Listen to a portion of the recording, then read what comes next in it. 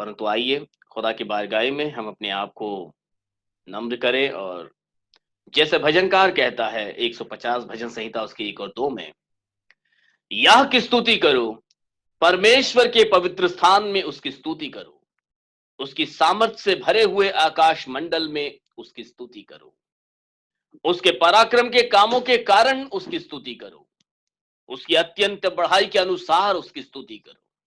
Hallelujah.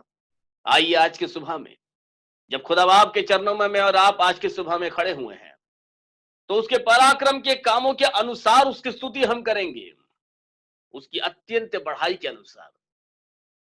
जिस आराधना और जिस स्तुति के योग्य परमेश्वर है, उसके अनुसार हम उसकी स्तुति करेंगे।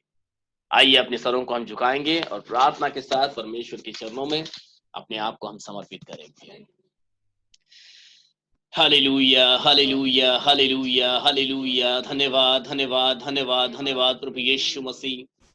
फिर एक बार इस सुंदर सुबह के लिए, इस सुंदर दिन के लिए हम आपको धन्यवाद देते हैं प्रभु। प्रभु आज का यह दिन जो आपने हमारे लिए बनाया प्रभु, आपके वचन के अनुसार प्रभु, आपका वचन कहता है कि हम इसमें आनंदित हो। प्रभु आपने हमें हर दिन दिया कि हम आनंद मनाए प्रभु, और उस दिन में आप हमारे संग रहे प्रभु, आपके वायदे हमारे संग रहे प्रभु, आपकी सामर्थ हमारे संग है प्रभु। हम आपको धन्यवाद देते हैं प्रभु आज की सुंदर सुबह में, और अपने आप को आपके सामर्थ्य हाथ में सौंपते हैं प्रभु। प्रभु हम में से एक एक का कब्जा कीजिए प्रभु, हम में से एक एक की अगुवाई कीजिए प्रभु, हम में से एक एक के जीवन में आपकी इच्छा को, अपनी मर्जी को पूरा कीजिए प्रभु। जैसे स्वर्ग में आपकी इच्छा पूरी होती है, जमीन पर प्रभु हमारे परिवार में, हमारे जीवन में, इस देश में आपकी मर्जी पूरी होने दीजिए प्रभु। प्रभु आपसे प्रार्थना करते हैं आज की सुबह जितने भी इस आराधना में शामिल होते हैं, वे आपके स्वर्गीय सामर्थ को प्राप्त करें, आपकी स्वर्गीय आशीष को प्राप्त करें, आपकी चंगाई प्राप्त करें प्रभु। आपकी ओर से प्रभु जो सुरक्षा आपने अपने लोगों को दिया, जो उद्धार का कवच आपने अपने लोगों को दिया, उस उद्धार में प्रभु वह आप में सुरक्षित होने पाए प्रभु। प्रभु प्रार्थना करते हैं आज की सुबह जितने भी दुखों के साथ में उठे होंगे, जितनों ने प्रभु दुखों और चिंताओं में रात बिताई होगी प्रभु, आज का दिन उनके लिए आनंद का दिन होने पाए प्रभु, खुशियों का और छुटकारे का दिन होने पाए प्रभु। प्रभु आज वे आपके वचन के अनुसार छुटकारे को प्राप्त करें, उनके जीवन के हर दीवारें गिर जाए प्रभु, उनके जीवन में से हर एक रुकावटें हट जाए, परंतु वे आप में परिपूर्ण होने पाए प्रभु। आपसे प्रार्थना करते हैं प्रभु कि आज की ये सुबह की आराधना कई लोगों के लिए आशीष का कारण बने प्रभु। ये सिर्फ हम सुनने वालों के लिए नहीं प्रभु, परंतु और भी कई लोगों के लिए हम गवाह बन सके प्रभु यीशु मसीह। हमें बुद्धि ज्ञान से परिपूर्ण कीजिए प्रभु, अपनी महिमा में तब्दील कीजिए प्रभु, कि हम आपके राज्य में प्रवेश करने की योग्यता को प्राप्त कर सके। इस कठिन समय के अंदर, इस परीक्षा की घड़ी में प्रभु आपके विश्वास करने वाले हार न पाए, परंतु आप में नया बल प्राप्त करते जाए प्रभु, और आप में सामर्थ्य होते जाए प्रभु, और आपके जलाली में तब्दील होते जाए प्रभु। जैसे आज तक भी आपने हमारी अगुवाई की प्रभु, आगे भी प्रभु आपकी दया हम पर बनाए रखिए प्रभु। प्रभु आज की स्तुति आराधना, जो भी गीत हम गाते हैं, जो वाद्य हम बजाते हैं, जो वचन को सुनते सुनाते हैं, सारी बातों के द्वारा आपको मान, महिमा, आदर और गौरव मिलने पाए प्रभु यीशु मसीह। प्रभु आपकी ही मर्जी पूरी होने पाए प्रभु। अब आगे के पूरे समय को हम आपके सामर्थ्य हाथ में सौंपते हैं। प्रार्थना हमारे उद्धार करता प्रभु यीशु मसीह नासरी के नाम से मांगते हैं, आमीन, आमीन, आमीन, आमीन। तो आइए इस थोड़ा देर इस भजन संहिता में से हम बात करेंगे और फिर हम आगे मुख्य समाचार में बाद में जाएंगे। 111 भजन संहिता आज मैंने और आपने पढ़ा, और यह 111 भजन संहिता का टाइटल हमको बताता है, इसका पूरा भाग, इसका पूरा सार यह है कि भलाई के लिए परमेश्वर की स्तुति। टाइटल में ही काफी कुछ समझ आ जाता है कि यहाँ पर भजनकार परमेश्वर के प्रति किन भावनाओं को मेरे और आपके साथ में प्रकट कर रहा है। भजनकार अपने परमेश्वर को कैसा जानता है, पर भजनकार ने परमेश्वर को अपने जीवन में कहां पर पाया है, कहां पर रखा है, सारी बातों का आकलन हम इस भजन संहिता में देख सकते हैं। पहले बात तो हम देखते हैं कि भजनकार ने सबसे पहली शुरुआत ही की है कि याह की स्तुति करो, कि भजनकार के जीवन में परमेश्वर की स्तुति, परमेश्वर की आराधना, ये उसके जीवन का मुख्य भाग है, जैसे मेरे और आपके जीवन में होना चाहिए। क्योंकि भजनकार ने परमेश्वर को अपने जीवन में उस स्थान में पाया है, तो उसके जीवन का सबसे प्रथम जो प्राथमिकता है वो परमेश्वर की स्तुति करनी है। क्या मेरी और आपकी ये प्राथमिकता हमारे जीवन के अंदर है कि यदि हम कुछ अपने जीवन के अंदर करें तो सबसे पहले प्राथमिकता हमारे जीवन की यह हो कि हम परमेश्वर की स्तुति करें। हालेलुया। यह की स्तुति करो, सिर्फ मैं नहीं करूंगा, परंतु वो लोगों को ये गवाही दे रहा है, लोगों को ये ताड़ना दे रहा है, कहो चेतावनी दे रहा है, कहो मार्गदर्शन दे रहा है, कहो सलाह दे रहा है, कहो जो भी आप मान लीजिए, परंतु भजनकार की यह आह्वान है, यहोवा की स्तुति करो। क्यों? मैं सीधे लोगों की गोष्ठी में और मंडली में भी संपूर्ण मन से यहोवा का धन्यवाद करूंगा। मुझे जहां जहां मौका मिलेगा, भजनकार का हियाव से किया गया एक अंगीकार है, क्योंकि मेरा परमेश्वर सच्चा है, वो जीवित है, वो सर्वशक्तिमान है, मेरी प्रार्थना को सुनता है, जो मुझे बचाता है। उस परमेश्वर की महिमा, उसकी स्तुति, उसकी आराधना मैं छुपकर किसी कोने में, लोगों को पता ना चले, धीमी आवाज के अंदर और गुप्त में, बस सिर्फ इतना ही नहीं, परंतु जहां मुझे मौका मिलेगा मैं उसका गवाह बनूंगा। लिखता है, मैं सीधे लोगों की गोष्ठी में और मंडली में भी संपूर्ण मन से यहोवा का धन्यवाद करूंगा। मंडलियों में, सभाओं में मैं पूरे दिल से उसकी स्तुति करूंगा, हालेलुया, और उसका धन्यवाद करूंगा, जो जीवन की प्राथमिकता होनी ही चाहिए, क्योंकि यहोवा के काम बड़े हैं। दूसरी आयत बताती है, यहोवा के काम बड़े हैं। वो छोटे काम मेरे जीवन के अंदर नहीं करता, परंतु बड़े बड़े काम मेरे जीवन में करता है। छोटे कामों को तो करने के लिए उसने मुझे को ताकत दी है, सामर्थ दी है, उन सारे छोटे मोटे कामों को मैं खुद ही कर रहा हूं, लेकिन उस काम को करने की क्षमता, बुद्धि और ज्ञान मैं ऊपर ही से पाता हूं। भजनकार कहता है, यहोवा के काम बड़े हैं, क्योंकि हम अपनी आंखों से कितने बड़े कामों को देख सकते हैं, उससे भी बढ़कर परमेश्वर ने काम किए हैं। उससे भी बढ़कर हमें पृथ्वी कितनी बड़ी दिखाई पड़ती है, कितना आकलन हम अपनी इस पृथ्वी के आकार का कर सकते हैं, यह पृथ्वी तो उसके सामने कुछ भी नहीं है।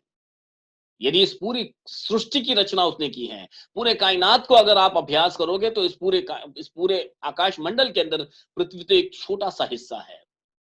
पृथ्वी उसके लिए इतना सा एक छोटा सा भाग है, उतने से भाग में भी हम बिल्कुल एक छोटे से अंश जैसे मनुष्यों पर उसकी दृष्टि बनी हुई है। वो अंश जैसे मनुष्यों के लिए उतना अंश बनकर स्वर्ग से पृथ्वी पर आ गया, इतना अंश बन गया। कितना महान परमेश्वर है, जिसने तारों को नाम लेकर बुलाया है, सृष्टि की रचना उसने खुद की है, और वह परमेश्वर हमारे लिए उतना छोटा बन के स्वर्ग को छोड़कर पृथ्वी पर आ गया। लिखता है, यहोवा के काम बड़े हैं, जितने उनसे प्रसन्न रहते हैं वे उन पर ध्यान लगाते हैं, उन कामों पर ध्यान लगाते हैं। जितने भी परमेश्वर के कामों पर जो परमेश्वर के कामों पर विश्वास करते हैं, जो विश्वास लाते, ईमान लाते हैं, वे परमेश्वर के हर काम पर ध्यान लगाते हैं। वचन लिखता है, उसके काम वैभवशाली और ऐश्वर्यमय है, और उसका धर्म सदा तक बना रहेगा। उसकी धार्मिकता मैं कहूंगा, क्योंकि परमेश्वर ने हमें कोई धर्म नहीं दिया है, परंतु एक धार्मिकता का जीवन दिया है। क्योंकि परमेश्वर की जो मसीहियत है, वो मसीहियत हमारे व्यवहार में है, क्योंकि शब्दों में नहीं है। धर्म शब्दों के अंदर है, धार्मिकता व्यवहार के अंदर है। यदि इस फर्क को मैं और आप समझ जाएंगे, तो हमारा व्यवहार ही अलग हो जाएगा इस संसार के प्रति। धर्म सिर्फ बोलने में आ जाता है, लेकिन धार्मिकता क्रिया में आ जाती है। तो यहां पर इसके बजाय हम ये बोल सकते हैं कि उसका काम वैभवशाली और ऐश्वर्यमय है, और उसकी धार्मिकता सदा तक बनी रहने वाली है। तीसरी आयत में आप ये देख सकते हो, उसकी धार्मिकता, द राइचियसनेस, इंग्लिश में राइचियसनेस लिखा हुआ है। उसकी धार्मिकता सदा तक वो आज और कल की बात नहीं है, इन थोड़े दिनों की बात नहीं है, परंतु जब तक पृथ्वी बनी हुई है, जब तक सृष्टि का अस्तित्व है, उसकी धार्मिकता उसके भी परे है। सब कुछ नष्ट हो जाएगा, परंतु परमेश्वर की धार्मिकता, उसके वायदे, ये सब कुछ बने रहने वाले हैं।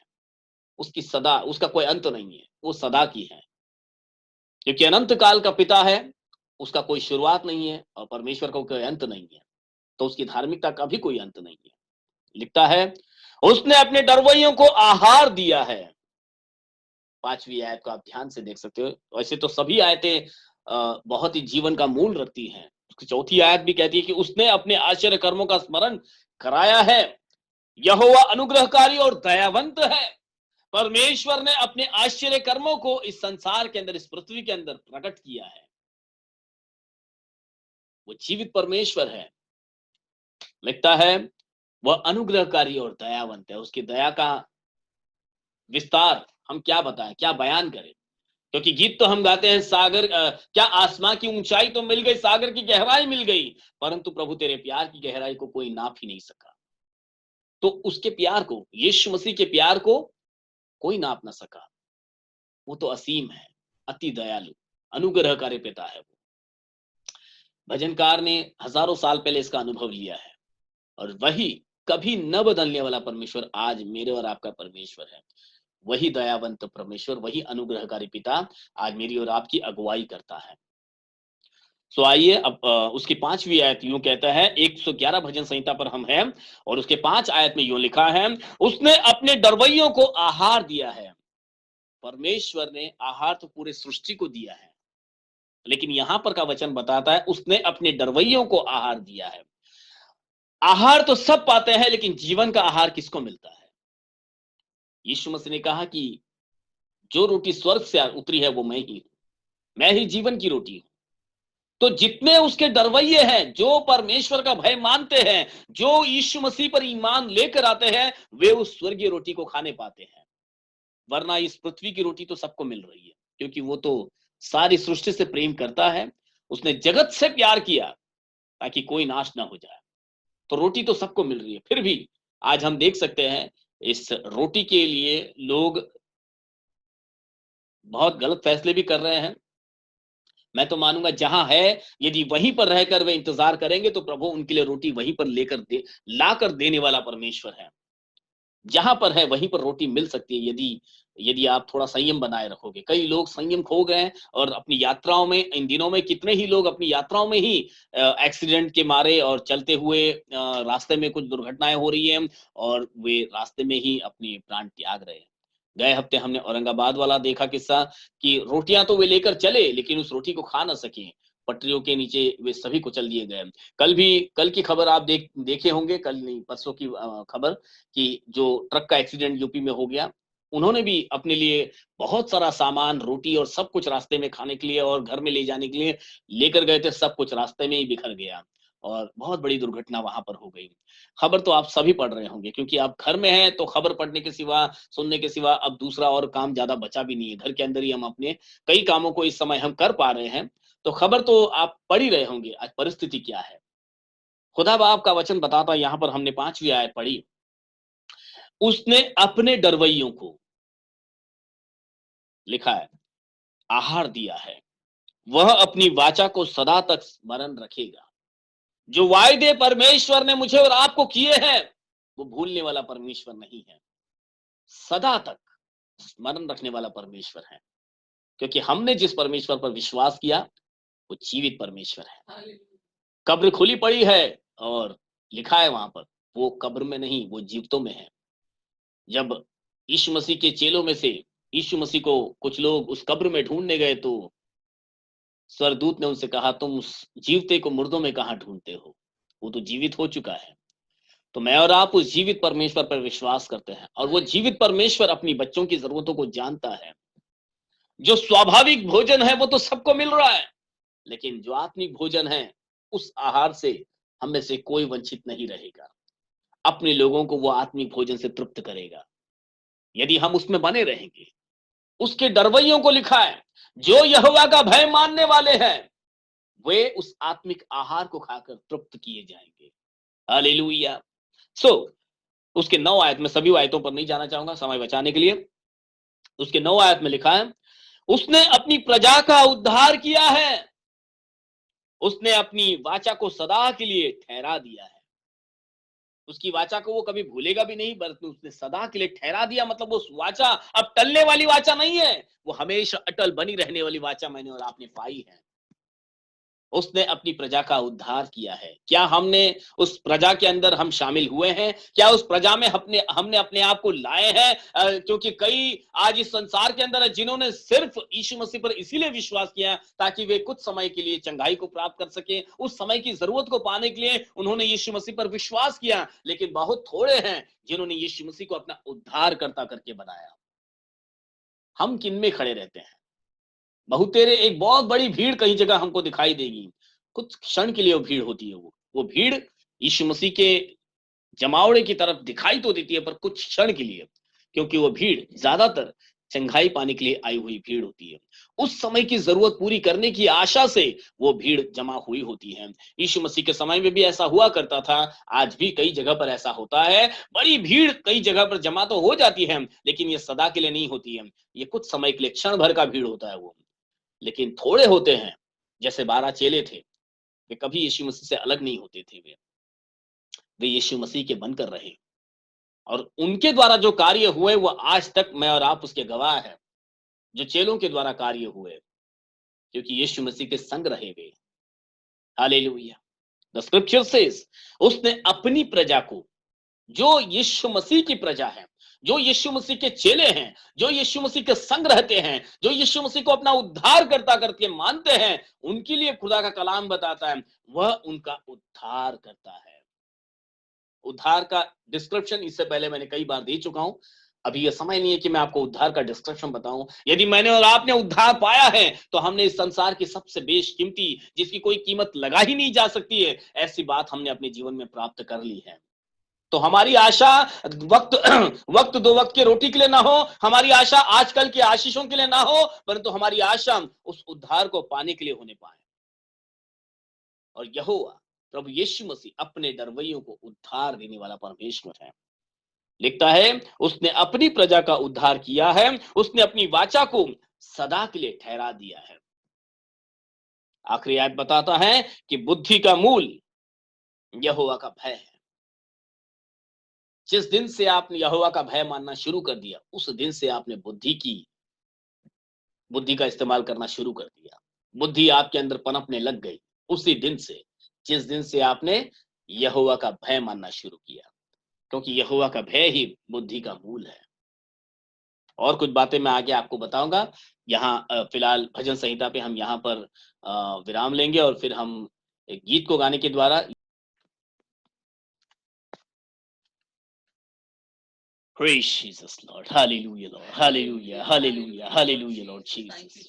प्रभु यीशु, फिर एक बार इस सुंदर सुबह के समय इस दान अर्पण को हम आपके चरणों में लेकर आते हैं। इस दान दशमांश को प्रभु आप स्वीकार कीजिए, जिससे आपके राज्य की महिमा हो सके प्रभु, आपका राज्य बनाया जा सके। प्रभु यीशु, जितनों ने भी हर्ष के साथ आपके राज्य के लिए बोया है, वह अपने जीवन में हर्ष की कटनियों को काटे, और जो नहीं भी दे पाए हैं उनके लिए प्रार्थना करते हैं, इतनी उत्तम आशीषों को प्राप्त करें कि भविष्य में प्रभु आपके राज्य के लिए बोने पाए। प्रभु जिन हाथों ने प्रभु आपके राज्य के लिए हाथ बढ़ाया प्रभु, वह आपसे प्रभु उत्तम आशीषों को प्राप्त करें। उनका उठना बैठना चलना फिरना प्रभु आशीष का कारण बने प्रभु यीशु। अब प्रभु, जो आपके वचन में हम बात करने जाते हैं, इस वचन के द्वारा आप हमारा अभिषेक कीजिए प्रभु। इन वचनों के द्वारा आप हमसे बात कीजिए प्रभु, और हमारी अगुवाई कीजिए। अब प्रार्थना हमारे उद्धार करता प्रभु यीशु मसीह नासरी के नाम से मांगते हैं, आमीन, आमीन, आमीन, आमीन। हालेलुया। आप लोग यदि खड़े हो तो आप लोग बैठ सकते हैं, और यदि बैठे हो तो अपनी बाइबल को हम लेंगे, और आइए बाइबल में से कुछ भाग को हम पढ़ेंगे। जैसे भाई रोहित ने आज एक अच्छी गवाही दी कि मैं डर गया था, और मुझे ऐसे हालात में, जब समय बड़ा बुरा चल रहा है, इस समय में जब हमें खांसी भी हो जाती है तो हम घबरा जाते हैं कि क्या हो रहा है, कहीं मुझे भी वैसा ही कुछ तो नहीं हुआ। लेकिन परमेश्वर हमारा हाथ संभाल, जैसे हमने अभी गीत गाया, अभी भी स्क्रीन पर मैंने इसको यूं ही लगा कर रखा है। क्यों? तो मैं इस बारे में थोड़ा सा बोल दूं कि जो तुझको मिटाने के लिए आएंगे, ऐसा लिखा, आए जो तुझको मिटाने, वो शस्त्र होंगे बेअसर। तो शत्रु ने तो अपना शस्त्र चलाया भी होगा, परंतु इन शस्त्रों को बेअसर करने वाला परमेश्वर, वो हमारे अंदर बसता है। जो हम में बसता है वो उससे बहुत बड़ा है जो संसार में है। हालेलुया, वो बहुत बड़ा है। तो आए जो तुझको मिटाने के लिए, वो शस्त्र होंगे बेअसर। तेरा रचने वाला तुझ पर अपनी नजर रखता है। तो मुझे और आपको किसने बनाया है? परमेश्वर ने बनाया। जब परमेश्वर के हाथों में और आप बनाए गए हैं, तो उसकी नजर हम पर निरंतर बनी रहे। हम गीत भी गाते हैं, मैंने पूछा प्रभु से, तो क्यों करता मुझसे इतना प्यार। मैंने प्रभु से पूछा कि तू मुझसे इतना प्यार क्यों करता है? तो उसने कहा, पूरे दिल से, क्योंकि तू है मेरे हाथों की रचना। उसने कहा, पूरे दिल से, क्योंकि तू है मेरे हाथों की रचना। हालेलुया। जब मैं और आप उसके हाथों की रचना है, तो उसकी निगाहें हम पर बनी हुई है। उसने हमसे बहुत प्यार किया है। वो हमें नाश होने नहीं देता। वो हमें बचाता है, हर परिस्थिति में बचाता है। परंतु यदि यदि आपने उस उद्धारकर्ता को अपना उद्धारकर्ता करके माना है, अपना जीवन उसके हाथ में सौंपा है। मेरा विषय ये नहीं था, लेकिन क्योंकि गवाहियां ये बताती है, हमें हमेशा हमें जगाती है। सिस्टर कामिनी ने भी गवाही दी कि मुश्किलें तो बहुत है, क्योंकि ये आसान नहीं रहा घर बैठकर काम करना।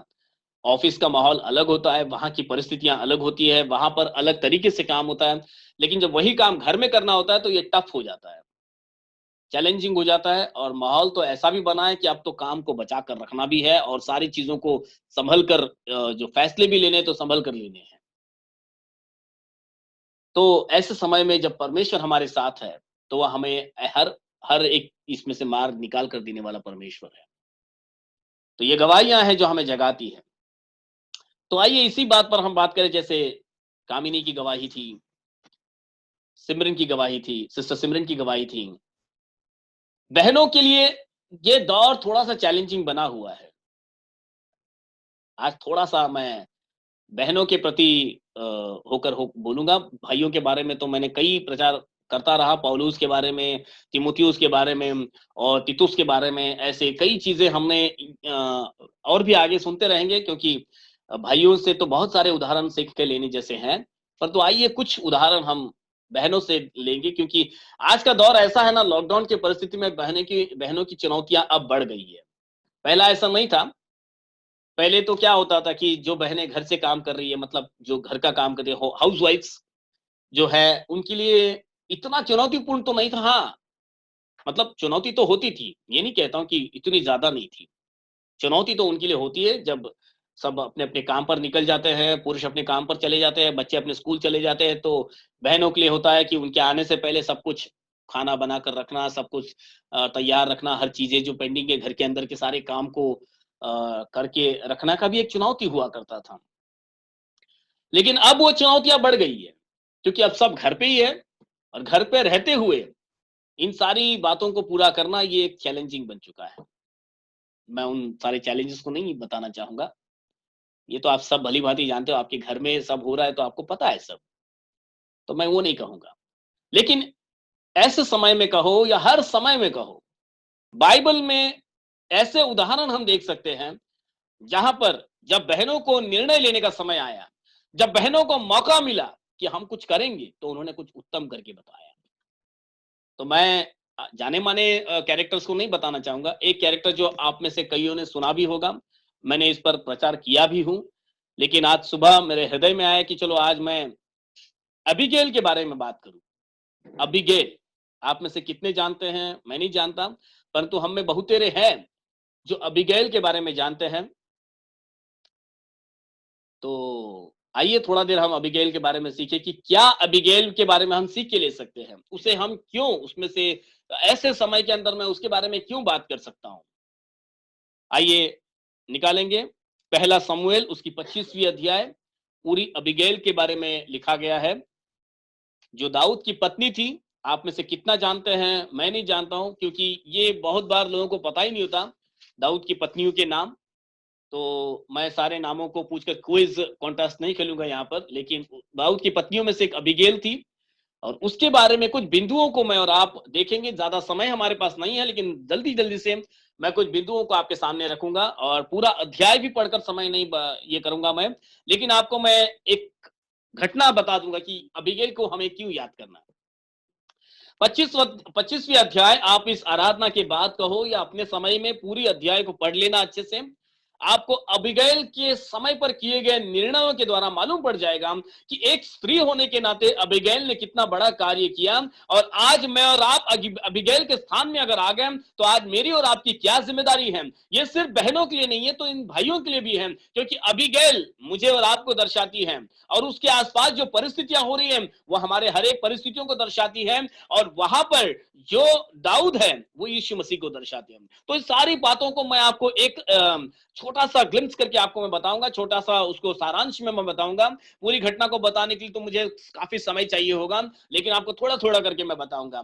यहां पर अबीगैल के बारे में यदि हम सीखने जाएंगे तो सबसे पहले 25वीं अध्याय को आप देखोगे तो अबीगैल ये एक नाबाल नाम व्यक्ति की पत्नी थी। अब नाबाल के बारे में जरा सा हम सीख लेंगे कि नाबाल क्या था। नाबाल एक अच्छा जमींदार था और उसके पास बहुत सारी भेड़ें थी और वो अपने भेड़ों का ऊन कतरता और खेती का भी कमाई लेता, बहुत सारा चीज कमाता। लेकिन जैसे मैं और आप इस संसार में रहते हैं, हमारी जितनी भी कमाई होती है या हम जितना भी अपने जीवन में अर्न करती है, ये सारी बातों का श्रेय हम अपने आप में नहीं रख सकते, क्योंकि इसका सारा श्रेय हम परमेश्वर को देते। क्योंकि अगर परमेश्वर ने हमें संभाला ना होता, परमेश्वर ने यदि हमें बल न दिया होता, तो हम क्या कर सकते थे बताइए? कुछ भी नहीं कर सकते। लेकिन परमेश्वर ने हमें मौका दिया, हमें बल दिया, हिम्मत दी, बुद्धि, ज्ञान और हमें उसने संभाल कर रखा, तभी हम कुछ कर पा रहे हैं अपने जीवन के अंदर। यहाँ पर नाबाल के जीवन के अंदर हम देखते हैं कि एक बार ऐसे हुआ कि नाबाल ने अपनी खेती भी अच्छी कर डाली और फिर अपने भेड़ों का ऊन भी अच्छे से कतर कर, वो भेड़ों का ऊन कतर कर वो कमाया करता था, बहुत अच्छी कमाई हुआ करती थी उसकी। और दाऊद उस नगर का एक राजा के मानिंद था, मतलब दाऊद उस नगर को संभालता था।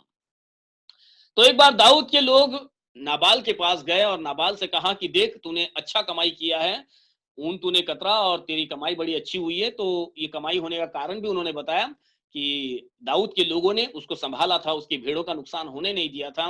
कोई चोर डाकू ने आकर नाबाल की भेड़ों को चुराया नहीं, क्योंकि दाऊद के लोग उसको संभालते थे। और किसी ने उनको, मतलब काफी कुछ दाऊद के लोगों का और दाऊद का उसमें हाथ था। तो एक टैक्स के नाम पर कहो या उसकी ऐसा करके वो भाई लोग, जो दाऊद की जो सेना थी, वे नाबाल के पास गए और कहे कि तू इसका जो भी दाऊद को तेरे मन में जो आता है वो दे दे। इस नाबाल ने उल्टा सुल्टा बात कर दिया बिल्कुल, अरे तुमको होते हो, क्या होते हो, दाऊद कौन है, क्या है, मैं नहीं जानता, चलो निकलो यहाँ से, ऐसा करके उनको भगा दिया वहां से। अब जब ये वापस गया, जब दाऊद के लोग वापस चले गए, उसके बाद नाबाल की पत्नी अबीगैल को यह मालूम हुआ कि उसके पति ने क्या किया है। यहां से जो है मुख्य घटना शुरू हो जाती है।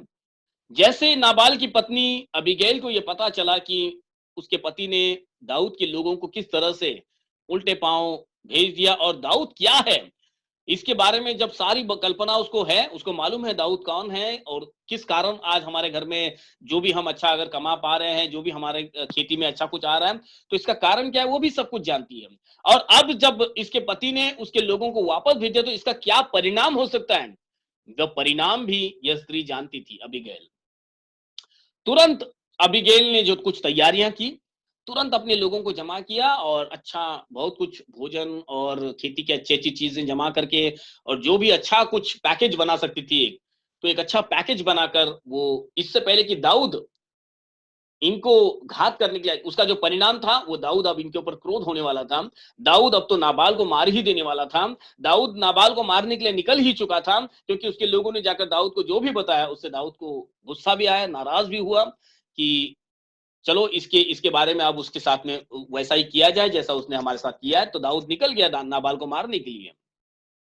लेकिन इससे पहले कि दाऊद नाबाल को मारने आए, नाबाल की पत्नी अबीगैल ने तुरंत वो एक्शन किया जो उसको समय पर करना, जो उसको उस समय में समझ आया। उसने अच्छा पैकेज बनाया और मार्ग में दाऊद से मिली और उसने सारी बातों को वहां पर जो है निपटा दिया। दाऊद को जो देना चाहिए था, उसकी जो जो उसको करना चाहिए था वो सब करके उसने नाबाल का जीवन बचा लिया यहाँ पर। फिर दाऊद वहां से ही वापस चला गया और नाबाल जो दाऊद के हाथों मर सकता था, नहीं मरा वो। आगे को हम जब देखते हैं तो दाऊद को ये बात बड़ी अच्छी लगी कि इतनी समझदार स्त्री है, देखो कैसे उसने अपने घर का व्यवस्था कर दिया, जो बहुत बड़ी बात हो सकती थी, कितना समझदारी के साथ में उसने तुरंत कुछ फैसले किए और जिन फैसलों के द्वारा वो अपने पति को बचा पाई और सारे जो बुरा हो सकता था उस घर के अंदर, वो सब कुछ उसने वहां शांत कर डाला। यही कार्य उसका पति भी कर सकता था, अबीगैल का, लेकिन वो तो बिल्कुल शराबी था, अपनी धुन में था और शराब ही पीता रहा और उसने उस बारे में कुछ सोचा भी नहीं। और बाद में इसी चिंता के अंदर जब उसको मालूम पड़ा, इस अबीगैल के पति नाबाल को, कि दाऊद उसको मारने के लिए आने वाला था और किस तरह से वो बच गया है, ये बात उसके लिए बिल्कुल, बाद में वो इतना घबरा गया, उस डर ने ही उसके अंदर एक बीमारी को डाल दिया और वो उस डर के अंदर ही वो खुद ही अपने ही इसमें खत्म हो गया। वो नाबाल का अस्तित्व खत्म। अब उसके बाद जब दाऊद को ये पता चला कि अबीगैल का पति अब नहीं रहा है, अब दाऊद ने देखा कि इतनी समझदार स्त्री है, इसे कैसे यूं ही छोड़ दिया जाए। तब दाऊद ने उसको अपनी पत्नी बनाया और फिर वो दाऊद की पत्नी बनकर उस पूरे राज्य की रानी ही जैसे बन गई, समझ लो। और जो कुछ भी इस बात में से हम सीख सकते हैं, थोड़ा सा मैं आपको अभी यहाँ पर वचन दर वचन मैं आपको बताऊंगा। जल्दी से हम अपने वचनों पर देखेंगे।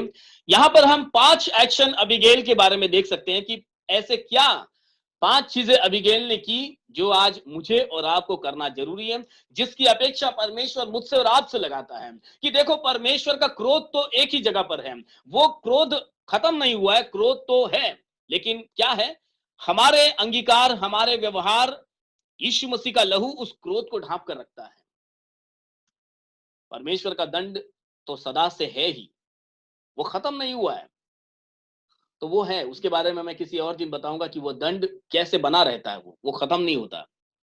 लेकिन जैसे यहां पर हम देख सकते हैं कि न्याय तो सबका होने वाला है, लेकिन इस न्याय के पहले हमारे कुछ खास एक्शन उस न्याय में कैसे परिवर्तन ला सकते हैं, ये मैं आपको आज बताना चाहूंगा। क्या हम मसीह लोग ऐसा कर सकते हैं या करते हैं, या हमारी मसीहियत किस तरह से सिद्ध होती है, इन बातों को हम अबीगैल के जीवन में से एक एक कर देखेंगे।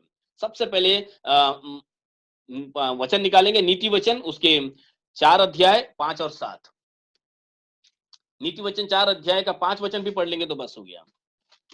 नीति वचन प्रोवर्ब्स चैप्टर 4-5। बुद्धि को प्राप्त कर, बुद्धि को प्राप्त कर, समझ को भी प्राप्त कर, और समझ को भी प्राप्त कर, उनको भूल न जाना, उनको भूल न जाना, न मेरी बातों को छोड़ना। हाँ, बुद्धि को न छोड़, हाँ, वह तेरी रक्षा करेगी, उससे प्रीति रख, वह तेरा पहरा देगी। आमीन। फिर हाँ, बुद्धि को न छोड़, वह तो तेरी रक्षा करेगी, उससे प्रीति रख, वह तेरा पहरा देगी। बुद्धि श्रेष्ठ है, इसलिए उसकी प्रति प्राप्ति के लिए यत्न कर। जो कुछ तू प्राप्त करे उसे प्राप्त तो कर, परंतु समझ की प्राप्ति का यत्न घटने न पाने पाए। मतलब यहां पर बुद्धि और समझ के बारे में मैंने आपको पढ़वाया कि बुद्धि का होना हमारे लिए कितना जरूरी है, बुद्धि का होना हमारे लिए कितना मौल्यवान है, क्योंकि बुद्धि और ज्ञान ये दोनों ही हमारे लिए उतना जरूरी है। क्योंकि होता क्या है, यदि बुद्धि हमारे पास है तो बुद्धि हमें बताती है कि कोई भी फैसला हमको करना है तो वो फैसला कैसे करना, आगे को, मतलब कोई परिस्थिति आ जाए तो आगे हमें क्या करना है, ये क्या करने की क्षमता हमें बुद्धि के द्वारा मिलती है।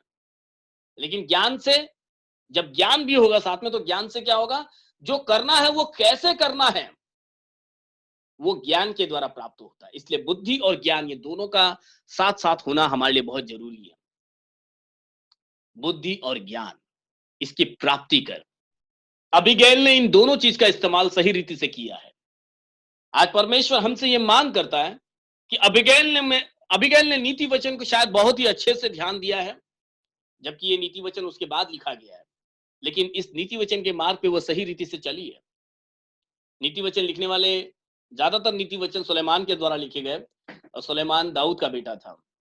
तो ऐसा तो नहीं हुआ होगा कि नीति वचन पढ़ा होगा अबीगैल ने, वो पहले की बात होगी। परंतु अबीगैल कुछ इन नीति वचनों के मार्गों को जानती थी, वो बुद्धि और ज्ञान के महत्व को वो जानती थी।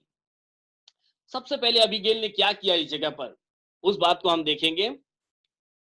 नीति वचन पहला समूएल वही 25वें अध्याय के 28वें वचन में देखें हम लोग क्या, जो पहला समूएल 25वां अध्याय 28वां वचन क्या लिखता है। अपनी दासी का अपराध क्षमा कर, अपनी दासी का अपराध क्षमा कर, क्योंकि यहोवा निश्चय मेरे प्रभु का घर बसाएगा, क्योंकि यहोवा निश्चय मेरे प्रभु का घर बसाएगा और स्थिर करेगा, और स्थिर करेगा। इसीलिए कि मेरा प्रभु देखो यहां पर है, इसलिए कि मेरा प्रभु यहोवा की ओर से लड़ता यहोवा की ओर से लड़ता है, और जन्म भर तुझ में कोई बुराई नहीं पाई जाएगी, और जन्म भर तुझ में कोई बुराई नहीं पाई जाएगी। सबसे पहले अबीगैल ने दाऊद की उस खासियत के बारे में जान कर लिया कि दाऊद है क्या, कि दाऊद के बारे में वो ऐसे अंगीकार करती है कि जन्म भर तुझमें कोई बुराई नहीं पाई जाएगी, तू जो लड़ता है तो यहोवा की ओर से लड़ता है। पहले तो उस व्यक्ति को जान कर लेना जिस व्यक्ति के सामने मैं और आप खड़े हैं। जैसे आज मैं और आप यीशु मसीह की आराधना करते हैं, यीशु मसीह को अपना उद्धारकर्ता करके मानते हैं, तो ऐसा ही नहीं मानते हैं। क्या हम यीशु मसीह के बारे में जानते हैं? पहले तो यहां पर अबीगैल ने जो है दाऊद की पवित्रता का बयान किया यहां पर कि वो कितना पवित्र है, वो कितना परमेश्वर का जन है, कितना परमेश्वर के करीब है, और वो कितना सामर्थ्य है। इस बात का उसने ध्यान रखा, उसका उसने संज्ञान लिया और उसका अंगीकार वो करने के द्वारा वो आगे बढ़ी। यदि नीति वचन उसके 9वें अध्याय के 10वें वचन में हम देखें तो यूं लिखा है, नीति वचन में आप नीति वचन को अपने हाथ में बनाए रखिए, हम लोग बार बार नीति वचन में जाएंगे। तो नीति वचन 9 और उसका 10वां आयत क्या बताता है, देखो। यहोवा का भय मानना, यहोवा का भय मानना बुद्धि का आरंभ है, बुद्धि का आरंभ है, और परम पवित्र ईश्वर को जानना और देखो परम पवित्र ईश्वर को जानना ही समझ है। ये समझ है। तो हमें क्या, ऐसा नहीं है कि सिर्फ कहीं पे चमत्कार की बातें हो रही है, कहीं पे चिन्हों की बातें हो रही है तो दौड़ कर चले गए। पहले समझ लीजिए हम किस विश्वास पर चल रहे हैं। सही विश्वास के साथ चलना ही समझदारी है। परम पवित्र ईश्वर को जानना ही समझ है। पहले हम उसको जान ले। जैसे अबीगैल ने सबसे पहले बुद्धि का काम क्या किया, वो दाऊद की सामर्थ को पहले जान कर लिया। क्या दाऊद से हम लड़ सकते हैं? क्या दाऊद के आगे हम टिक सकते हैं? दाऊद है क्या? और देखो दाऊद तो परमेश्वर की ओर से लड़ने वाला है और उसके अंदर कोई खोट पाई नहीं गई है, तो फिर दाऊद से लड़ना सही नहीं है। दाऊद के आगे हमें अब किसी भी तरह इसका हल निकालना पड़ेगा। अब हमें ऐसे ही बैठकर नहीं चलने वाला, बट हमें एक्शन में लाना होगा। तो क्या होगा, आप कैसे सही एक्शन करोगे? जब आप अपने परमेश्वर को जान लोगे, जब परमेश्वर के स्वभाव को जान लोगे, जब यीशु मसीह की सामर्थ को जान लोगे, जब यीशु मसीह के शब्दों को पहचान लोगे, तब आपके लिए लड़ाई आसान हो जाएगी। तब आपके लिए कई चीजों को क्लेम करना आसान हो जाएगा। अबीगैल के सबसे पहले बुद्धि का काम यही है कि उसने अपने सामने यानी कि दाऊद को पहले उसने जान लिया। दाऊद के बारे में उसने कुछ ऐसी बातें कही जो उसने पहले से अभ्यास किया उसका। आज मैं और आप जब परमेश्वर के आगे जाते हैं या परमेश्वर की आराधना करते हैं तो क्या अपने परमेश्वर को उतना जानते हैं? पहले अपने परमेश्वर को जान ले। व्हाट इज ही, वो क्या है आपके लिए, वो क्या कर सकता है आपके लिए, उसने आपके लिए क्या किया है और वो क्या है। इस बात को मुझे और आपको जानना बहुत जरूरी है। दूसरी बात को हम देखेंगे जो अबीगैल ने किया, अ, उसके 30वीं आयत को, 30 वही पहला शमूएल उसका 30 आयत। इसलिए जब यहोवा मेरे प्रभु के लिए यह समस्त भलाई करेगा जो उसने मेरे विषय में कही है, और मुझे इज़राइल पर प्रधान करके ठहराएगा। नीति वचन उसके 14-16 को देखें। नीति वचन 14 अध्याय 16 वचन।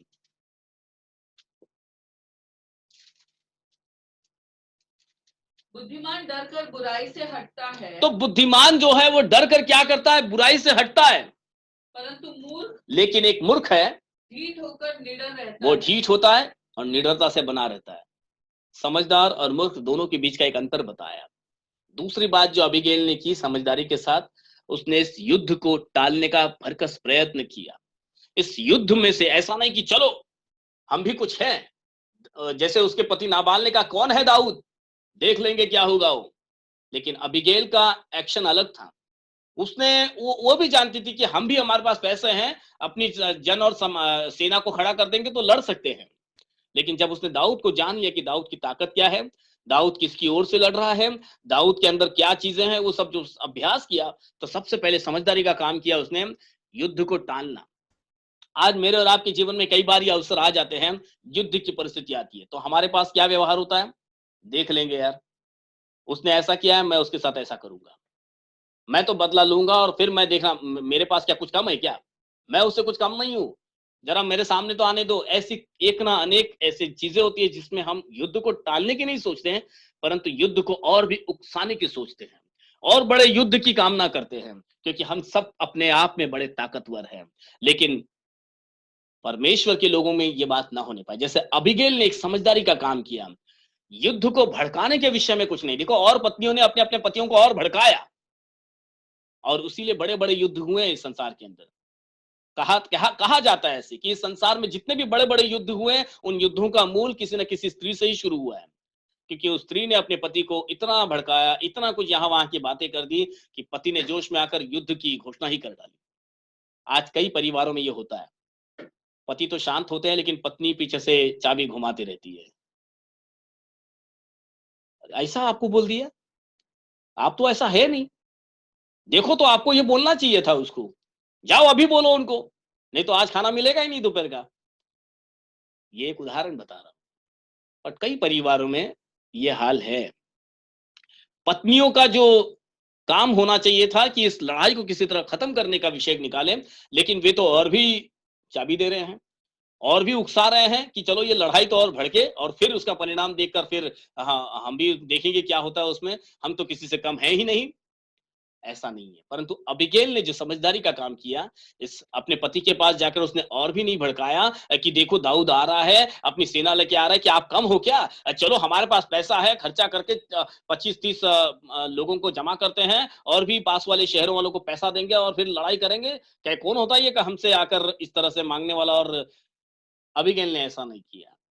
व्हेन शी नोज, जब अबीगैल ये जानती है कि दाऊद यहोवा की ओर से लड़ता है, फिर यदि हम 1000 लोग भी सामने लेकर आ जाएंगे तो भी कुछ काम का नहीं है, और यदि दाऊद अकेला भी आ जाएगा तो भी वो तो जीत ही जाएगा, क्योंकि वो तो यहोवा की ओर से आ रहा है।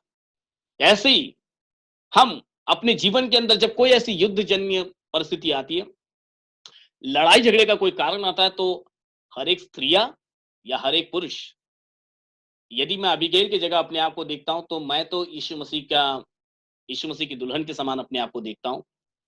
यीशु मसीह हमारा राजा है, वह हमारा दूल्हा है। तो मुझे तो इसी समझदारी के साथ काम करना होगा कि जितनी हो सके भरकस कोशिश करूं, हर युद्ध को, हर झगड़े रगड़े को मैं निपटाने की कोशिश करूं।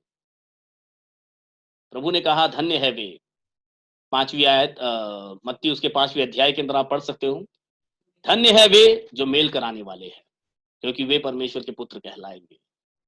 तो हमें करना क्या है? युद्ध को भड़काना नहीं है, परंतु मेल कराना है। यहाँ पर अबीगैल उसी आशा से दाऊद की ओर आगे बढ़ी कि वो युद्ध टालने की मनसा से पूरी तैयारी को करके उसने जल्दी जल्दी किया, आराम से नहीं किया, बिल्कुल जल्दी जल्दी किया। जितना जल्दी हो सके मैं इस युद्ध को खत्म करना चाहती हूँ। अबीगैल की ये प्राथमिकता बहुत बड़ा काम कर गई। मैं आपको आगे बताऊंगा इसका फायदा अबीगैल को क्या हुआ। तीसरी बात हम जो देखेंगे उसमें उसी की पहला 25वीं अध्याय के 19वीं आयत को देखो। 19 आयत, 25वीं अध्याय का 19 आयत, पहला शमूएल। अरे पढ़ो। और उसने अपने जवानों से कहा, तुम मेरे आगे आगे चलो, हाँ, मैं तुम्हारे पीछे आती हूँ। हाँ, परंतु उसने अपने पति नाबाल से कुछ भी नहीं कहा। बहुत बड़ा ढिंढोरा नहीं पीटा, अपने लोगों से जितना वो अपने लेवल में कर सकती थी, इसको भी बताया, उसको भी बताया, हो हल्ला किया। जब झगड़ा दो लोगों के बीच में होता है ना, तो दोनों भरकस प्रयत्न करते, कितने लोगों को मैं अपने साथ में ले लूं, मैं अपनी बातें कितने लोगों के साथ में बांटता फिरूं, और फिर इसको उसको हो हल्ला करते रहेंगे। परंतु अबीगैल ने ऐसा कुछ नहीं किया, ये बात अपने तक ही रखी उसने, पति को नहीं बताया, उसका ढिंढोरा नहीं पीटा उसने, चुपचाप काम किया। चुपचाप काम करने के बारे में बाइबल में कई जगह पर लिखे गए, लेकिन मैं आपको सारे आयतों पर नहीं लेके जाना चाहूंगा। नीति वचन उसके 29 को हम निकालेंगे, और उसका 11 नीति वचन, जैसा मैंने आपको बोला है कि नीति वचन में अपना हाथ बनाए रखें, और उसका 29वीं अध्याय का 11 वचन। मूर्ख अपने सारे मन की बातें खोल देता है। देखो, मूर्ख है जो अपनी मन की सारी बातें लोगों के सामने खोलता फिरता है, परंतु बुद्धिमान अपने मन को रोकता और शांत कर देता है। परंतु जो बुद्धिमान होता है वह अपने मन की बातों को रोकता है, और बड़ी बड़ी घटनाओं को वो शांत कर देता, मैं कहूंगा बड़ी बड़ी दुर्घटनाओं को शांत कर देता है। बुद्धिमानी के साथ यदि हम व्यवहार करेंगे, फैसले करेंगे, तो बड़े बड़े युद्धों को भी हम शांत कर सकते हैं। लेकिन क्या होता है, निर्बुद्ध लिखा है, वापस एक बार उस वचन को पढ़ें। मूर्ख अपने सारे मन की बात खोल देता है। जो मूर्ख है वो मन की सारी बातें खोल खोल कर बताता रहता है। तो ये होता है ना, अपने बारे में बहुत सारी बड़बड़ाएं, इसको उसको बताया, सारे गांव को इकट्ठा किया अपने लिए। तो ऐसा नहीं, अबीगैल ने उस चुपचाप जितना हो सके अपने आप में ही ये पूरी तैयारी कर डाली। उसका बहुत बड़ा ढिंढोरा नहीं पीट दिया, सबको नहीं बताया, अपने पति को भी नहीं बताया, लेकिन जितना हो सके उसने अपने आप में ही इस विषय को समाप्त करने के लिए पूरी भरकस कोशिश की उसने। क्योंकि देखो ना, जहां बहुत ज्यादा बातें होती है, क्या वहां पर बात खत्म होती है क्या? जितनी ज्यादा बातें उतनी ही बिगड़ जाएगी। We all know about Chinese whisper. सब जानते हैं हम लोग चाइनीज विस्पर एक गेम है, लेकिन ये गेम के अंदर बड़ी सच्चाई है। ये चाइनीज विस्पर की जैसे ही काम करता है, जितना ज्यादा लोगों को बोले तो जो सत्य बात है वो कुछ बदल ही जाती है। आपने बोला कुछ था, लेकिन ये होते होते गांव में कुछ और ही बन जाता है उसका। इसीलिए जितना हो सके चुपचाप प्रभु के राज्य के लिए काम करें, प्रभु के सच्चे गवाह बने, और प्रभु की सच्चाई सही मायने में लोगों तक पहुंचेगी। बड़बड़ाते नहीं और युद्ध नहीं, और इस तरीके से। चौथी बात के ऊपर हम ध्यान देंगे, उसी के 25वें अध्याय के 18वें वचन को देखें हम। तब अबीगैल ने फुर्ती से 200 रोटी और 2 कुप्पी दाखमधु हाँ, और 5 भेड़ों का मांस और 5 सा भुना हुआ अनाज, 100 गुच्छे किशमिश और अंजीरों की 200 टिकिया लेकर गधों पर लदवाई। हाँ। यहाँ पर अबीगैल ने इतना बड़ा तैयारी किया, देखो क्या क्या बांध दिया उसने, है ना। हम लिस्टों में वापस नहीं पढ़ूंगा। हम 200 रोटी, दाख मधु, भेड़ और मेनी थिंग्स, थोड़ा सा नहीं लेकर गई। उसके पास ऐसा नहीं कि जितना था सब कुछ लेकर गई, पर जो भी उन्होंने कमाया था उसमें से कुछ लेकर, कुछ भी इतना सारा हो गया। तो सोचो, इतना दे सकते थे वो, लेकिन इतना देने के लिए नाबाल का और अबीगैल के बीच में फर्क देखो क्या है। अबीगैल ने तुरंत इतनी सारी तैयारी कर डाली, लेकिन नाबाल, उसका जो पति था, उसके बारे में 35वीं आयत क्या बताती है, पर देखो जरा आप लोग अपने अपने बाइबल में। नाबाल ऐसे समय में, जब एक तरफ अबीगैल इतनी तैयारी कर रही थी, अबीगैल इतने बड़े युद्ध को शांत कर रही थी, दूसरी तरफ नाबाल क्या कर रहा था? 35, जल्दी, क्या है, सिरिल के पास बाइबल नहीं है। तब दाऊद ने उसे ग्रहण किया। 36 तब अबीगैल 36। अबीगैल नाबाल के पास लौट तब गई। अबीगैल जब नाबाल के पास लौट कर आई तो क्या देखती है? और क्या देखती है कि वह घर में राजा का सा भोज कर रहा वो जो है। नाबाल है वो घर में एकदम राजा लोग के जैसा भोजन कर रहा है, और नाबाल का मन मगन है, और मगन है एकदम वो, और वह नशे में अति चूर हो गया बिल्कुल है। नशे में चूर पड़ा हुआ है। इसलिए उसने भोर के उजियाले होने से पहले हाँ। उससे कुछ भी न कहा। और फिर जब वो ऐसी, देखो दोनों तरफ फर्क कितना है। अबीगैल देने के बारे में तैयारी कर रही है कि मैं किसी तरह दाऊद को दूं और फिर दाऊद का क्रोध शांत हो जाएगा।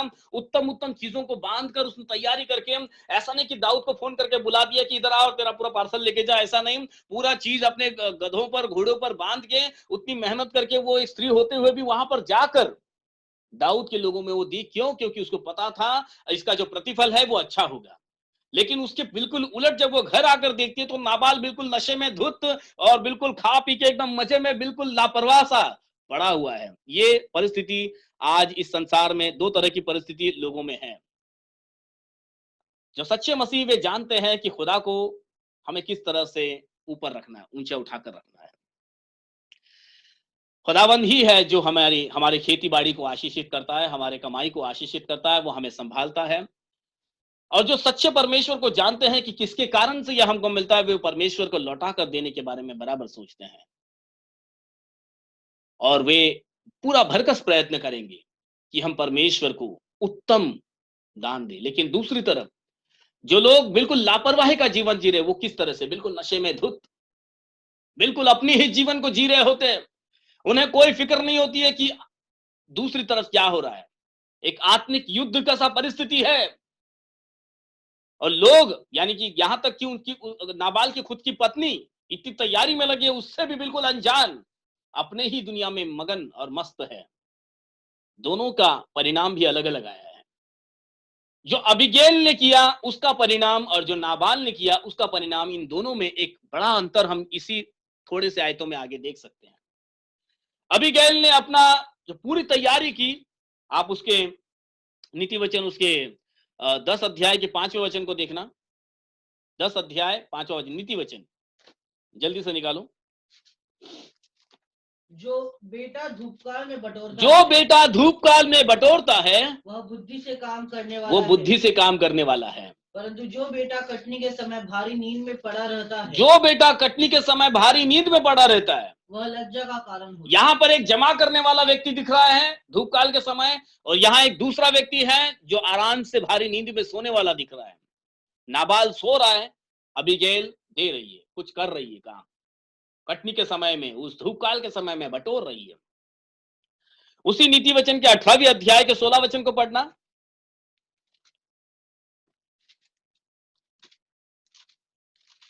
भेंट मनुष्य के लिए मार्ग खोल देती और है। देखो, भेंट जो है वो मनुष्य के लिए मार्ग खोल देती है। I am talking about offering and your tights. मैं हमेशा इस विषय पर प्रचार नहीं करता हूं, लेकिन इस विषय के अंदर ये चीज आ गई है तो मैं इसको टाल भी नहीं सकता हूं। I have to say that what was Abigail do. Abigail क्या कर रही थी? वो यही कर रही थी कि परमेश्वर क्या, जैसे दाऊद को उसने जो भेंट लेकर गई, वो भेंट लेकर जाना भी उसके लिए एक बहुत बड़ा वरदान हो रहा था। यहां पर वचन बताता है, पढ़िएगा फिर से नीति 18 उसके 16 आयत को। भेंट मनुष्य के लिए मार्ग खोल और जो देती है भेंट है वो मनुष्यों के लिए मार्ग खोल देती है, और उसे बड़े लोगों के सामने पहुंचाती है। उसे बड़े लोगों के सामने पहुंचाती है। हमें किसके सामने जाना है? मैं और आप बड़े लोगों के सामने जाने की तैयारी नहीं कर रही है, लेकिन ये मेरे और आपके लिए एक संकेत है। यदि हम खुदा बाप के सामने अपनी भेंट को लेकर जा रहे हैं तो हमारे लिए कौन सा मार्ग खुलने वाला है? हमारे लिए कौन बड़ा है? परमेश्वर जो हमारे लिए बड़ा है उसके सामने हम खड़े होने वाले हैं। आज की हमारी भेंट वो रास्ता खोलती है। भेंट, और देखो पुराने नियम से आप देख सकते हो, आप इसहाक के जीवन में देख सकते हो, यूसुफ के जीवन में आप देख सकते हो। जब यूसुफ जब बड़ा अकाल पड़ा हुआ था तो याकूब ने अपने बच्चों को, बहुत सारे बच्चों को जब इजिप्ट के राजा से मिलने को कहा, बोले इजिप्ट का गवर्नर जो है, और उनको क्या मालूम था कि यूसुफ ही गवर्नर है, उनका ही बेटा गवर्नर है वहां का। लेकिन याकूब ने एक बात अपने बच्चों से कही, जब जाओगे तो अच्छा भेंट लेकर जाना। बहुत सारी भेंट बांध कर दिया, परफ्यूम बोलो और क्या क्या जो उनके पास अच्छा वो लोग रखते थे, वो सारी अच्छी चीजें बांध कर दिया ताकि वो जो इजिप्ट का राजा है वो उनको अच्छा अनाज दे सके। तो भेंट भेजा उसके साथ। और भेंट कई जगह पर देखो, जब सोलोमन से भी लोग जब मिलने के लिए आते थे तो भेंट लेकर आते थे, और वो सोलोमन जो है न्याय करने के समय वो काफी फर्क पड़ता था वहां पर। सुलेमान ही अपने वचन के अंदर यह बताता है कि भेंट मार्गों को खोल देती है। तो जब परमेश्वर के चरणों में, उसके भवन में, उसके राज्य के लिए हम जब भेंट चढ़ाते हैं, यह हमारे लिए बड़े बड़े रास्ते खोलती है। वचन बताता है यह हमें बड़े लोगों के लिए सामने लेकर जाके खड़ा कर देती है। हमारे लिए बड़ा कौन है? हमारे लिए तो परमेश्वर बड़ा है। आमीन। यीशु मसीह हमारे लिए बड़ा है, हमें उसके सामने जाकर खड़ा होना है। तो उसी को स्मरण करके हम ये भेंट चढ़ाते हैं। इसलिए मैं कहता हूं, जब परमेश्वर के भवन में आएंगे, जब परमेश्वर के चरणों में खड़े होंगे, तो हम खाली हाथ ना जाएं, भेंट लेकर जाएं। हालेलुया। हालेलुया। परंतु भेंट लेकर ये नहीं कि चलो साबुन की 4 टिकिया लेकर जाके परमेश्वर को दे देंगे तो परमेश्वर के साबुन का मोहताज है क्या? नहीं। भेंट वो आपका समर्पण है जो आपके हृदय के अंदर आए। आप परमेश्वर को स्मरण करके परमेश्वर के राज्य को बनाने के लिए जो आप बोते हो, तो भेंट लेकर परमेश्वर के चरणों में जाए। जैसे अबीगैल ने उत्तम भेंट दाऊद के लिए लेकर गई, रास्ते में ही दाऊद को उसने वो सारी भेंट दे दी। दूसरी तरफ नाबाल बिल्कुल मदमस्त होकर सो रहा था, बिल्कुल नशे में धुत था। उसका परिणाम हम देख सकते हैं आगे।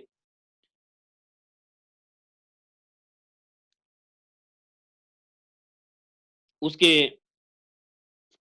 37वें आयत में,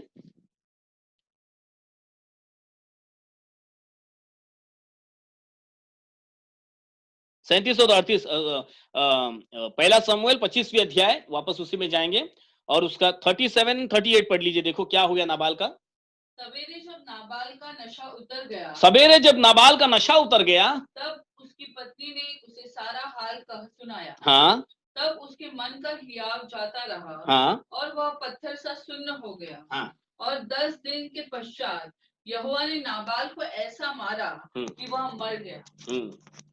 देखो कितना भयानक परिणाम यहाँ पर नाबाल का देख सकते हैं। बिल्कुल नशे में धुत, कुछ भी क्या हो रहा है हमको उससे कुछ मतलब नहीं। आज इस संसार के अंदर कई लोग ऐसे ही धुत जीवन जी रहे हैं, बिल्कुल नशे का जीवन जी रहे हैं, अपना मदमस्त जीवन जी रहे हैं। जो होगा देखा जाएगा, जैसा अपने मन में आ रहा है वैसा कर रहे हैं, जिसके मन में जैसा आ रहा है वो वैसा कर रहे हैं। बिल्कुल, लेकिन एक सवेरा होने वाला है। हियर इट सेज, सवेरे जब नाबाल का नशा उतर गया, एक दिन सबका नशा उतरने वाला है। न्याय का दिन आएगा जिस दिन तुरही फूकी जाएगी, हरे का वो नशा उतर जाएगा कि अरे कल तक तो हम क्या सोच रहे थे, कल तक तो हमें क्या दिख रहा था, लेकिन आज तो मौसम ही बदल चुका है। नशा उतर जाएगा। और जब नशा उतर गया तब अबीगैल ने उसको सब कुछ बताया कि अरे क्या क्या हो रहा था, कल के बीती रात में क्या क्या मैंने कर डाला, क्या होने वाला था, दाऊद तो तुझे कल खत्म ही करने वाला था। जैसे ही नाबाल को पता चला मैं नशे में था और क्या क्या हो गया, वो पत्थर की जैसा सुन्न हो गया। इतना डर गया, इतना डर गया। लिखा है वह पत्थर सा सुन्न हो गया और 10 दिन के पश्चात यहोवा ने नाबाल को ऐसा मारा कि वह मर गया। न्याय तो शाश्वत है, होगा। नशा उतरेगा उतना काफी नहीं है, पश्चाताप तो हुआ नहीं था। मुर्दों में कोई पश्चाताप नहीं है। जब तक जीवित है, जब तक समय है, पश्चाताप करे। जब तक समय है सही निर्णय ले।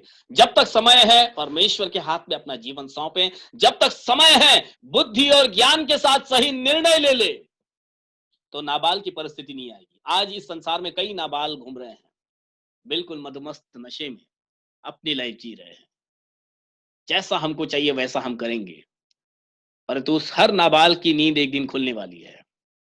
हर नाबाल का एक सवेरा आने वाला है, जब नशा उतर जाएगा तो दिमाग ठिकाने आ जाएगा। वचन लिखा है कि उसको परमेश्वर ने ऐसा मारा कि वो खत्म हो गया। ऐसे ही उन हर एक अधर्मियों का खात्मा होने वाला है। परंतु अबीगैल कुछ उत्तम प्राप्त की है। दोनों एक ही परिवार के थे। अबीगैल भी उसी घर में रह रही थी, नाबाल भी उसी घर में रह रहा था। नाबाल का जीवन कैसे था, अबीगैल का कैसे था।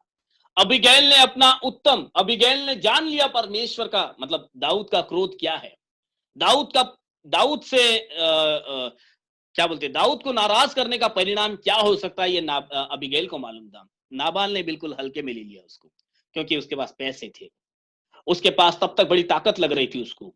उसको ऐसा लग रहा था कि मुझे कोई कुछ नहीं कर सकता, क्योंकि मेरे पास पैसा है, जमीन जायदाद है, बहुत सारी भेड़ें हैं, ऊन कतरता हूं, मस्त जीवन जा रहा है, कोई कमी नहीं है, तो मेरा कोई क्या कर सकता है। लेकिन अबीगैल जानती थी कि दाऊद से, या आज की भाषा में कहो पंगा, दाऊद से क्या कहे, उसको दूसरा शब्द क्या बोलेंगे हम, कि दाऊद से जो विरोध करना, दाऊद को नाराज करने का परिणाम क्या हो सकता है। ये अबीगैल को पता था। और अबीगैल ने उस समय में जो भी बोया, पांचवा बिंदु हम अबीगैल के जीवन में देख सकते हैं कि जो भी उसने अच्छा बोया वो उसने अच्छा काटा।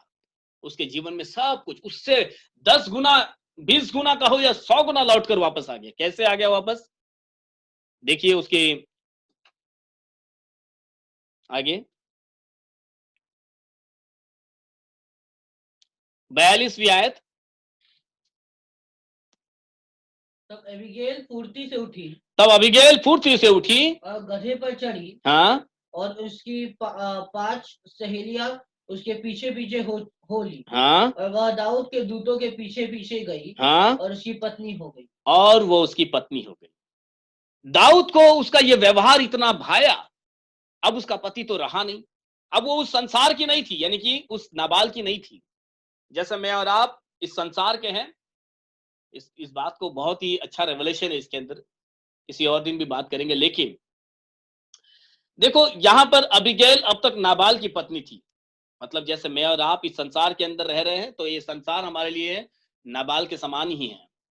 एक ही परिवार के हैं, एक ही घर में रह रहे हैं, लेकिन निर्णय अलग अलग है, फैसले अलग अलग है, कार्य अलग अलग है, व्यवहार अलग है, तैयारी अलग है। इस संसार में रहते हुए, इस नाबाल के साथ रहते हुए भी हम अपना स्वर्गीय घर पक्का कर सकते हैं। अबीगैल ने नाबाल के साथ रहते हुए भी अच्छे निर्णय के द्वारा दाऊद के हृदय में जगह बना ली। इस संसार में मैं और आप इस नाबाल के साथ रहते हुए भी यीशु मसीह के हृदय में वो जगह बना सकते हैं। आमीन, हालेलुया, यीशु मसीह मुझे और आपको अपनी दुल्हन बनाना चाहेगा हालेलुया, कि मुझे अगर पत्नी चाहिए तो ऐसी चाहिए, जो ऐसी बुद्धिमान स्त्री है, जो अपनी तैयारी सही रीति से करना जानती है, जो बुद्धि और ज्ञान से काम लेती है, क्योंकि यहोवा का भय मानना ही बुद्धि का मूल है। हमने भजन संहिता में पढ़ा अभी, यहोवा का भय मानना, जैसे अबीगैल ने दाऊद का भय मानकर चली। क्षमा करना, थोड़ा समय ज्यादा जा रहा है, लेकिन फिर भी इस बात को हम जब तक इस बात को समझ नहीं लेंगे पूरे प्रचार का अर्थ ही निकल जाएगा। तो यहां पर अबीगैल ने जो भी तैयारी की, उसने युद्ध को शांत किया, दाऊद को शांत किया, दाऊद को उत्तम फल चढ़ाया, उत्तम दान उसने अपनी ओर से दिया। और जब वो दाऊद से मिली तो दाऊद की इतनी तारीफ की उसने, दाऊद की अच्छाइयों के बारे में बयान किया।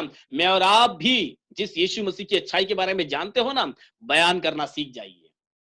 ये जबान प्रभु ने हमें यूं ही नहीं दी है, हम उसकी गवाही देने के लिए दी है कि प्रभु तू क्या है। दाऊद की उसने तारीफ की है। यहाँ पर आप उसके 27 और 28 में बाद में देख लेना, आप उसके 27-28 में उसने दाऊद के बारे में बयान किया कि तू तो परमेश्वर की ओर का है और तुझ में तो कोई दोष नहीं। मतलब जैसे आज अगर मैं और आप यीशु मसीह की तारीफ करेंगे तो क्या करेंगे कि प्रभु तेरे जैसा कोई भी नहीं, तू ही सर्वशक्तिमान है, सर्वव्यापी है, सर्वज्ञानी है, तेरे जैसा कोई भी नहीं है। क्या मैं और आप उस अंगीकार के साथ प्रभु यीशु मसीह की दुल्हन होना चाहते हैं? दाऊद ने अबीगैल के इस समर्पण को देखा, इस बुद्धिमानी को देखा, इन गुणों को देखा और चाहा कि मैं इसको अपनी पत्नी बनाना चाहूंगा, मैं इसको अपनी पत्नी बनाना चाहूंगा। और फिर दाऊद ने अपने सेवकों को भेजा, दाऊद को अबीगैल को अपने पास ले आने के लिए। उसके सेवक अबीगैल के पास गए और अबीगैल को दाऊद के पास लेकर आए और दाऊद ने उसे अपनी पत्नी बना लिया। अब आप देख लीजिए उसने दिया कितना था अबीगैल ने, जो भी उनके खेती में आ रहा होगा, लेकिन एक राजा की अब पत्नी बन चुकी है। समझ रहे मेरी बात को?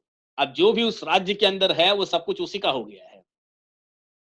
उसका बोया हुआ 100 गुना क्या 1000 गुना बनकर लौटकर उसी को मिल गया। हालेलुया। आज मेरा और आपका उसके राज्य के लिए बोना, हमारे दान और दशमांश यह गिने जाते हैं। स्वर्गीय राज्य में इसके मायने किए जाते हैं। उस स्वर्गीय राज्य के हम अधिकारी बनने वाले हैं, लेकिन बनने के लिए आज हमारी तैयारी सही रीति से होनी चाहिए।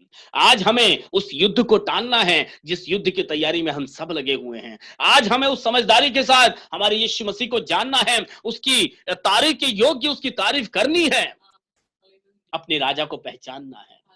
उसके लिए हमें उत्तम से उत्तम दान देना है, बुद्धि और ज्ञान का इस्तेमाल करना है। जब बुद्धि और ज्ञान का इस्तेमाल करोगे स्वर्गीय राज्य के वारिस बन पाओगे। अबीगैल का उदाहरण मैं आपको इसीलिए बता रहा हूं, आज मुझे और आपको उसी बुद्धि को चलाने की जरूरत है। परिस्थिति अनुमति नहीं दे रही है हमें, सब बिल्कुल डिस्टर्ब हो रहे हैं अपने लाइफ के अंदर, क्योंकि सब कुछ बदल चुका है इस 2 महीने के अंदर। हम थोड़े से चिड़चिड़े से हो रहे होंगे, थोड़े से अटपटे से अनमने से हो रहे होंगे। तबीयत खराब नहीं भी है तो भी तबीयत खराब है ऐसा ही लगेगा हमको, क्योंकि घरों में रहने की आदत हमें थी नहीं, अब लेकिन घर में है तो। लेकिन फिर भी बुद्धि को तो चला ही सकते हैं। बाइबल पढ़ेंगे हम, बाइबल के अंदर सारा मार्गदर्शन दिया गया है।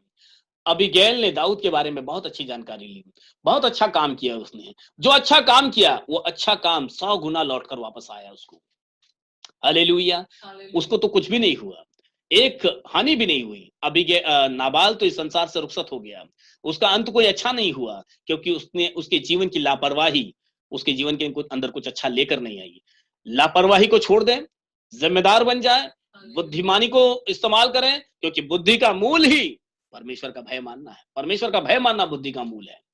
आइए इस वचन के अनुसार अपने जीवन को ढालने का यत्न करें, परमेश्वर से मांगे कि प्रभु हमें बुद्धि ज्ञान सामर्थ्य दे दे। प्रभु अबीगैल ने समय रहते ये किया, आराम से नहीं किया। देखो वहां पर उसकी तैयारी को आप 25वें अध्याय को बाद में ठीक से अच्छे से पढ़ोगे, और पढ़ोगे तो आराम से पढ़ना, वहां पर लिखा है अबीगैल ने सारी तैयारी आराम से नहीं की है, जल्दी जल्दी किया है, क्योंकि उसको नहीं मालूम दाऊद किस समय उसके दरवाजे पर पहुंच जाएगा। यदि उसके पहुंचने से पहले अगर दाऊद दरवाजे पर पहुंच जाता तो कुछ भी नहीं उसका परिणाम होता, सारा तैयारी फेल हो जाता है। अबीगैल ने जितना भी बांध के रखा होगा दाऊद को देने के लिए, या रास्ते में वो क्या बात करने वाली होगी, या इस लड़ाई को खत्म करने के लिए वो जो भी करने वाली होगी, कुछ भी नहीं होता यदि दाऊद उसके निकलने से पहले घर पहुंच जाता तो। बहुत बड़ा संहार होता वहां पर। लेकिन अबीगैल ने ये जल्दी जल्दी किया, फटाफट एकदम, इससे पहले कि दाऊद निकल जाए, मैं रास्ते में ही उससे मिलना चाहूंगी। आपसे जल्दी करने की मांग की जा रही है। आराम से ना रहे, लापरवाही से एकदम मस्त धुंध होके जब समय आएगा तब करेंगे, ऐसा नहीं।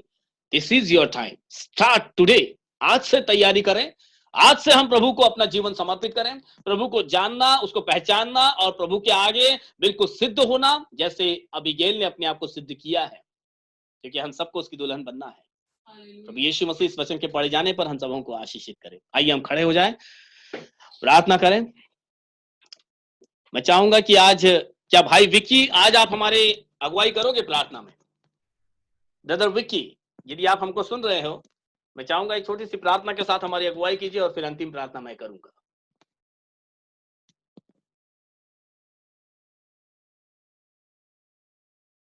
ब्रदर विक्की, नहीं तो हाँ, yes, praise the Lord brother, yes, praise the Lord, hallelujah, hallelujah. धन्यवाद है मेरे पिता परमेश्वर जी, ਤੁਸੀਂ ਸਾਨੂੰ ਅੱਜ ਦਾ ਦਿਨ ਦਿਖਾਇਆ ਮੇਰੇ ਪਿਤਾ ਪਰਮੇਸ਼ਵਰ ਜੀ, ਧੰਨਵਾਦ ਕਰਦੇ ਮੇਰੇ ਪਿਤਾ ਪਰਮੇਸ਼ਵਰ, ਤੁਸੀਂ ਸਾਨੂੰ ਸੰਭਾਲ ਕੇ ਰੱਖਿਆ ਮੇਰੇ ਪਿਤਾ ਪਰਮੇਸ਼ਵਰ ਜੀ, थैंक यू लॉर्ड, ਧੰਨਵਾਦ ਕਰਦੇ ਤੁਹਾਡਾ ਮੇਰੇ ਪਿਤਾ ਪਰਮੇਸ਼ਵਰ ਜੀ। ਹਾਲੇਲੂया, ਹਾਲੇਲੂया, सचमुच तू जिंदा ते जागदा मेरे पिता परमेश्वर जी। हालेलुया, धन्यवाद करते मेरे पिता परमेश्वर जी। बहुत ही लोग मेरे पिता परमेश्वर जी आज का दिन नहीं देख पाए और तुसी हमको ये दिन दिखाया मेरे पिता परमेश्वर जी, धन्यवाद करते मेरे पिता परमेश्वर जी। हालेलुया मेरे पिता परमेश्वर, पिता परमेश्वर जी, जो तुसी आज अपने वचन बताए मेरे पिता परमेश्वर जी, उते चलने दे सानू बुद्धि देना मेरे पिता परमेश्वर जी। हालेलुया मेरे पिता परमेश्वर जी, धन्यवाद करते मेरे पिता परमेश्वर जी। जो मेरे पिता परमेश्वर जी कोरोना वायरस की बीमारी चल रही है मेरे पिता परमेश्वर, यीशु नासरी के नाम से खत्म हो जाए मेरे पिता।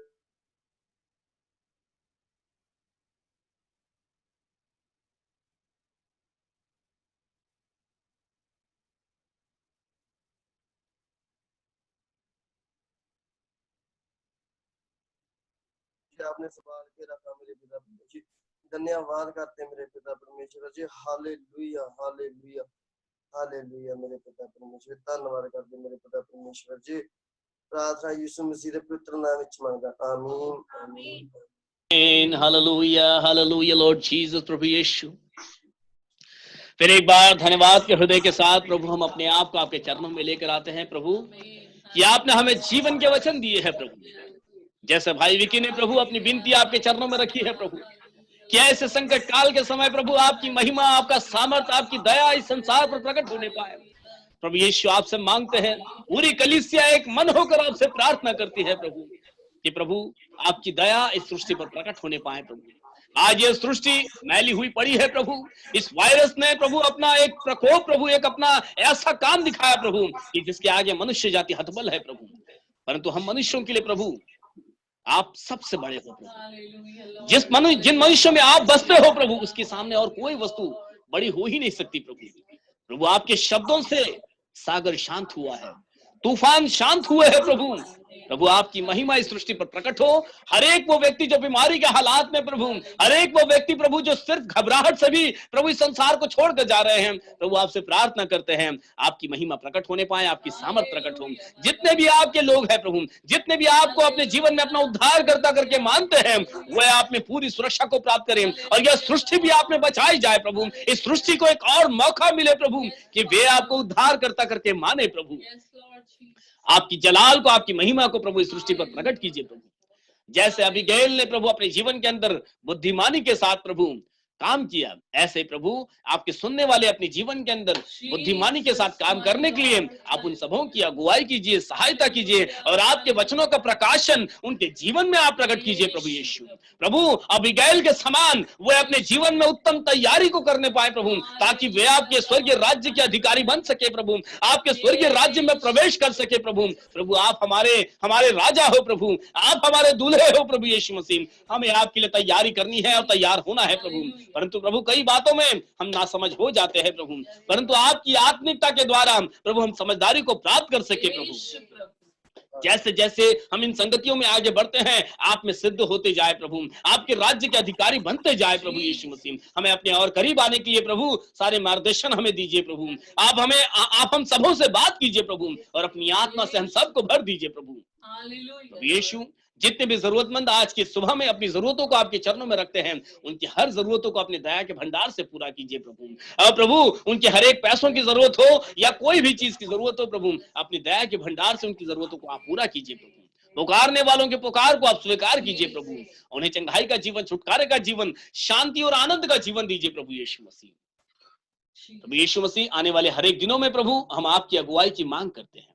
जैसे अब तक भी प्रभु आपने हमारी हर जरूरत को पूरा किया है, आगे भी प्रभु आपकी दया हम सबों पर बनी रहे। अब प्रार्थना हमारे उद्धार करता प्रभु यीशु मसीह नासरी के नाम से मांगते हैं। सब मिलकर कहेंगे आमीन आमीन आमीन। स्वर्गीय मर्त्य पाताल के खुदावन प्रभु यीशु मसीह का अनुग्रह और उसकी दया, प्रभु यीशु मसीह की आशीषें और शांति हम सबों के संग प्रभु यीशु मसीह के दूसरे आगमन तक बनी रहे। आमीन आमीन आमीन आमीन। प्रभु यीशु मसीह आप सबों के संग रहे जब तक हम फिर से नहीं मिलते हैं। Praise the Lord everyone. सबों